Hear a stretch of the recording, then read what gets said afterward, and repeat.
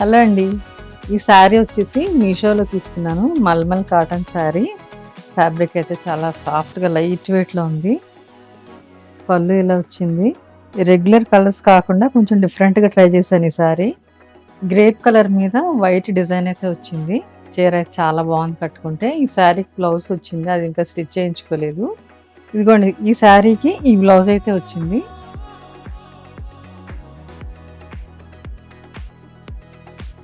చిన్న ప్రింట్‌తో బ్లౌజ్ కూడా చాలా బాగుంది. స్టిచ్ చేయించుకోవాలి. శారీ లుక్ అయితే చాలా బాగుంది కట్టుకుంటే. లైట్ వెయిట్‌లో మంచి డిఫరెంట్ కలర్.